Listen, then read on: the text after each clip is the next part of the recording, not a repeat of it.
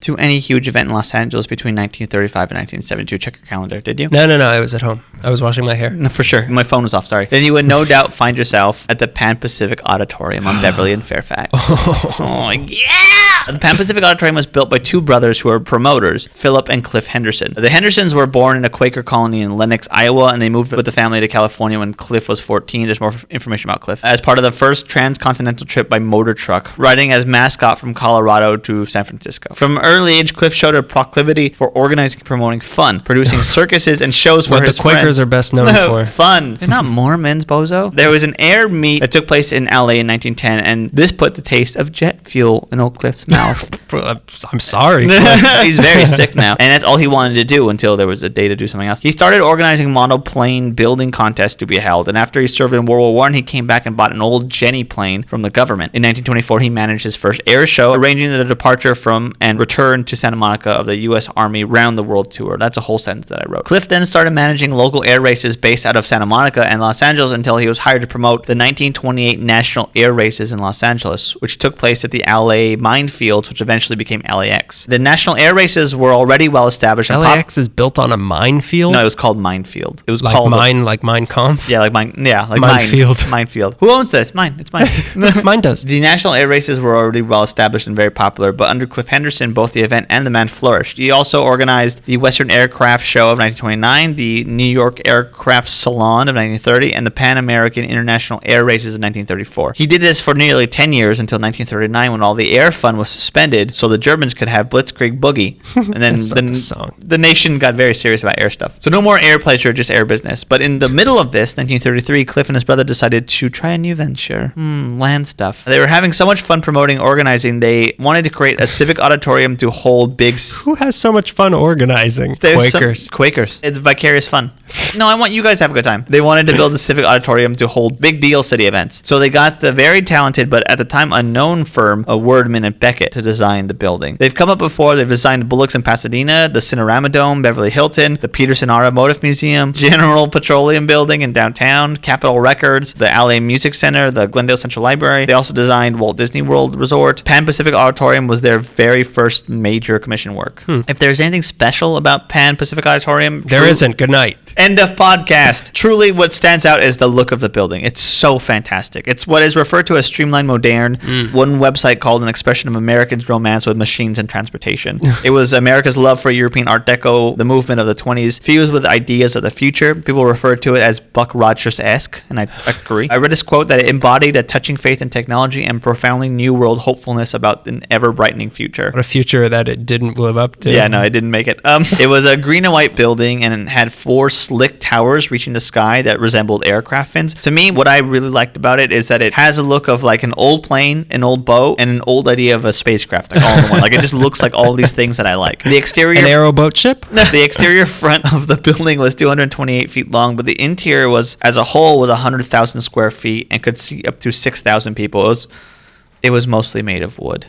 Spoiler alert. No, the arch nemesis of Los Angeles. Wood and parking lots. You'd think a city where we can't find parking, a parking lot would be a good thing, but it's probably not. Originally in the early 30s, during the planning stages of Pan Pacific, the LA Chamber of Commerce had wanted to put the Pan Pacific Auditorium in Elysian Park to make it more central, but eventually settled on Beverly Boulevard in West Hollywood, which was in West Hollywood at the time. 7600 West Beverly Boulevard near Fairfax, situated near another gathering place, Gilmore Park, which is now CBS Studios. Gilmore Park was where a lot of minor league baseball games were played. The sports stuff. Also the hot sauce shop at the... Oh yeah, the hot sauce shop. Specifically the hot sauce shop. It's near that Chipotle. Opening day of Pan Pacific Auditorium was May 18th, 1935, and it opened to the fanfare of Boy Scout bugles, while the 500-member 10th Olympiad Chorus sang at the dedication ceremonies that Saturday night. So Quaker. Everybody has to dress like an angel. What? We can get a band. No. Bring the Boy Scouts and their bugles. Can we have some beer? No. Cracker Jacks for everybody. You can all eat saltines. Free for everyone. We have to bless them first. Everyone who has not sinned. Don't let Jerry Seinfeld have it. What's the deal? Get out. The first event held there was a home show aimed at promoting President Roosevelt's signing of Title I Legislative Act, which authorized government loans aimed at aiding homeowners with repairs and renovations. They need to kick the Quakers out of the planning committee. We need some rock and roll. What do kids like? Amendments. Which one's the handsomer of the Roosevelts? Well, they can't come. Bring the homely one. Eleanor, bring Eleanor. But through the years, Pan Pacific was well used for actual fun things. They had sports events, political events, car shows. They had hoop tosses and bird calling marathons. They had quiet time. Quiet time does sound nice, though. I would go to a stadium for quiet time. Imagine that, just sitting in a room full of people and it's quiet. It's but not just a room, like a massive room. A massive crowd. Yeah, everyone's quiet. It's a moment of silence. I was going to say, like, right after a Kennedy gets shot. After, like, a sports announcer died, yeah. Yeah, after someone everyone loves dies, and you're just like, oh. No one's saying anything. I'm Boston rules! Yo, where's the water closet? Mate! Yeah, there was. He's no good to me, Dad! Oh, God. Ding, ding, dum, dum, dum, dum, dum, dum, dum. Where's the wing wang woggly water closet? There was conventions, circuses, concerts, no car Bubba. shows. No Bubba. No disintegration. Oh, dang. Crud! Don't tell my mom I said crud. Don't tell my clone mama. I remember being a kid and people, don't tell my mom I said crap. I'm like, you're worried about crap? Don't tell mom what I did in the water closet. There was the Ice Follies in 1939 that was held there. Was ice skating production of the 30s. They made movies about that kind of thing. The LA Monarchs of the Pacific Coast Hockey League. We talked about those. Yeah, the biggest of the minor league hockey teams played there from 44 to 50. The Monarchs even won the PCHL title in 1947. In April of 1936, famed conductor Leopold Stokowski in the Philadelphia Symphony. Sure. Stefanovich? Stokowski. Jack Stefanovich? Oh, what is it? Stokowski? That's the one that Bugs Bunny's making fun of in the thing. It's a Stokowski. Say it again. Leopold. That's him. Bugs Bunny came. Him, with the Philadelphia Symphony Orchestra, played 2 concerts in the Pan Pacific Auditorium to thousands of people. His programs included Brahms' First Symphony, The Engulfed Cathedral by Debussy, and Stravinsky's Firebird. Debussy. Dwight Eisenhower spoke to a beyond capacity audience of 10,000 just 1 month before he was elected president of the United States. If it fit 6,000, how did 10,000 fit in there? They sat on his lap? I think it was at capacity, then there was standing room, and then there was people outside. So they didn't get in. You were in the crowd, though. Word travels like telephone. Yeah. What'd he say? Tell him that we like Ike. We like Spike. Oh, no. We spike Ike. That's a threat. Elvis Presley played there in 1957 at the height of his fame to 9,000. That's more than capacity. Screen fans. It's the biggest thing since Sliced Ike. Sliced Ike, Eisenhower. which is also a threat. Or, we slice Ike. We slice Ike. He encored with Hound Dog, which turned the audience into wild animals. The press called his performance obscene, and Elvis said to this, Come on, baby. he died in a water closet. My mama. No woman could ever please my mama. I'm going to go die in a water closet. The Harlem Globetrotters I'm played... going to die in a water closet with 50 pounds of cocaine in my body. The Globetrotters played there among many legitimate basketball Harlem teams. Globetrotters. Yeah. How old are they? Each individual one? How old is Curly Joe? Aren't they like 60s, 70s? I have no idea. No idea. Not LA history, so I have no idea how old the Harlem Globetrotters are. Harlem is not part of LA? I thought it was a remote town. We conquered it. It's like how Vatican City is its own country inside of Italy. Harlem is my Vatican City. What I'm trying to get at is, at the end of the 30s, the Hendersons sold Pan Pacific to a weird name, Arat Laban Cord, who was a big wig in the auto industry. He initially moved to LA to retire, which meant putting a stop to his production of vehicles and concentrating on booking entertainment for his new venue. Cal Worthington? Yeah, like Cal Worthington. He has a midlife crisis. The Hendersons moved on to their new venture for the South. They boosted and were the fathers of Palm Desert in 1946, which is pretty on brand. The biggest blow to Pan Pacific comes in 1971, after 40-something years of entertaining Angelinos, and it comes in the form of a bigger building, the 720,000 square foot LA Convention Center. Almost immediately after opening in 1971, all the big city events start gravitating towards the venue since it could accommodate the constantly exploding number of residents in LA. It was made by the Puritans. No, take that. Oh, what do we do? We don't know how to fight. That's why we don't fight. We don't know how. We don't know how. We don't get the concept. Roll my hand into a ball and throw it at someone? How?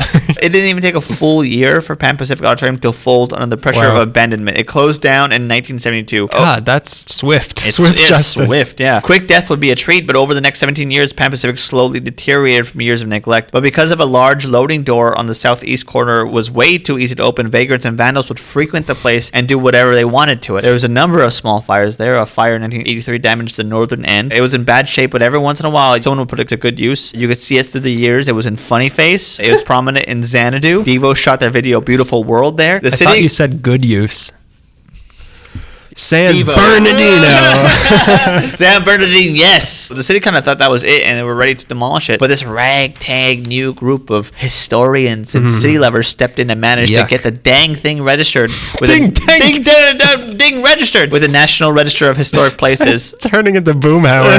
Bobahauer. Boomafett. No, good man. They called... Dead.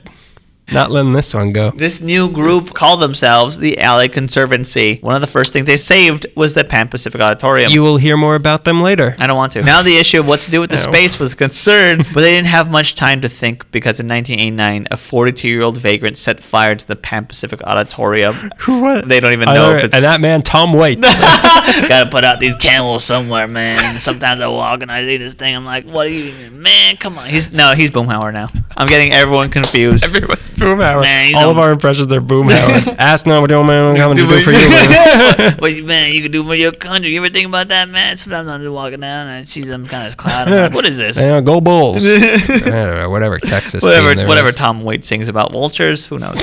Anyways, this 42-year-old vagrant, the fire he set completely destroyed the Pan Pacific Auditorium. More than 200 firefighters tried to put the fire out, but because it was a wooden structure, it destroyed it so fast. Just let it happen. Whatever was left of fire purifies all. Whatever was left of the facade stood until May of 1992 when they cleared away all the old elements and they tried to make whatever was left, which was a must, into Pan Pacific Park. Debris from the demolished Pan Pacific Auditorium had also mixed into the soil, making it an unsuitable foundation for the new building. Great. Then construction disturbed soil contaminated by oil, because there's oil in the area, pushing back the new... We struck a witch, but also pushing back the new Pan Pacific's opening date several months. The parks department spent almost $1 million to remove the contaminated soil. Now there's a Pan Pacific Park is there, and it has like a smaller replica of it now. It's really? it's I think it's a branch library, LAPL branch library, and rec center as well. There's the Fairfax Library right there. I think it might be it. Really? And it's called Pan Pacific Park, yeah. Yeah, Pan Pacific Park is right there. And then the Fairfax, I mean, they wouldn't, because Fairfax Library is like, on the other side of the park. That's where that's where I spent most of my youth. That's where my dad used to work. Really? On Beverly and Fairfax, right? By Farmer's Market? Yeah, right by the Farmer's Market. It, yeah. And we would walk to the Farmer's Market and I get set lunch. fire to the Pan Pacific Auditorium in 1992. I was a 42-year-old virgin.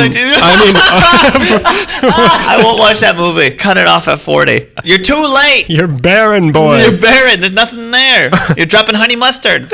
Anyways, the building now, it's a smaller version of what the Pan Pacific Auditorium. But if you want to get an idea of what... There was a rec center next... Oh, wow. I did not know that. You learn new things when you listen to this podcast. Thank you, Greg. You're welcome. Can you leave a review? No, I got other things to do. I gotta leave a review for lore or whatever. I need to make cereal more popular. Yeah, so they have a smaller replica of that building, but also if you want to see like a grander version of what they were going for with the look, in 2011, the Disney California Adventure Park in Anaheim, California opened the entrance gates and they style it after the Pan Pacific Auditorium, the flag post. Wow. Yeah. It's pretty cool. Oh, that is cool. Yeah. So that's Pan Pacific Auditorium. I like that story. I like that. That story had a happy ending for me because I remembered my childhood.